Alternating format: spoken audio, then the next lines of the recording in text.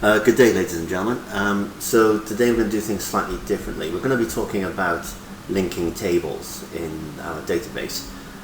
But what I'm going to do is to show you very briefly a very high-level overview of what this means.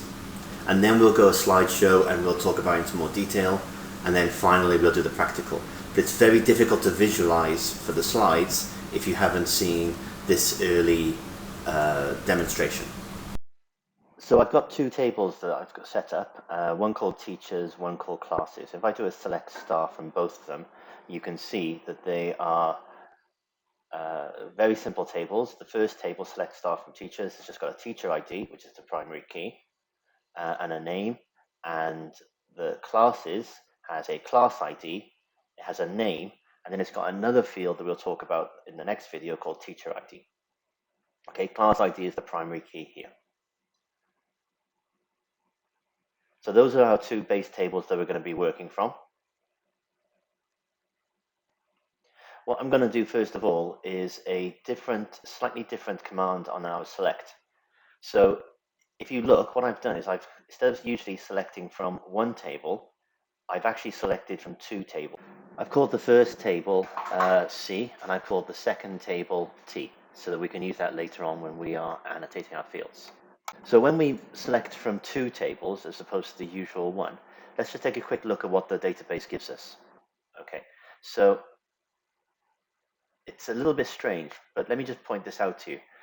So what the database is going to give us is this. It's going to give us every single row of the first table combined with every single row of the second table.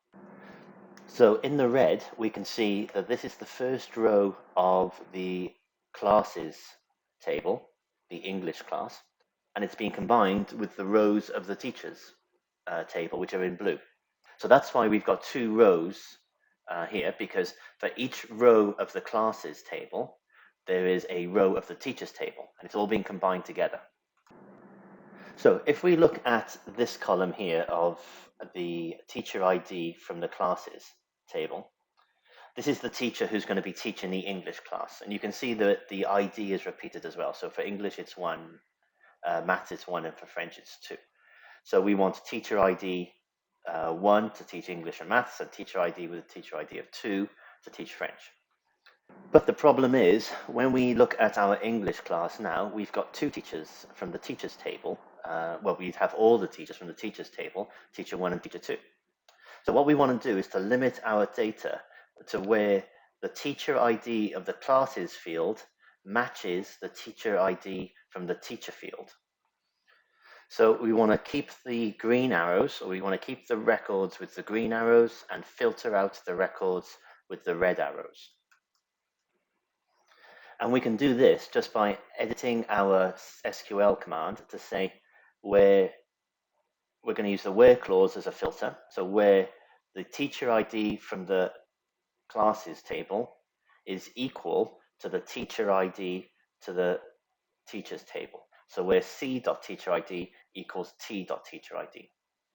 And then when we run that filter, we can see that all we've got left now is 3 rows with matching classes and teachers.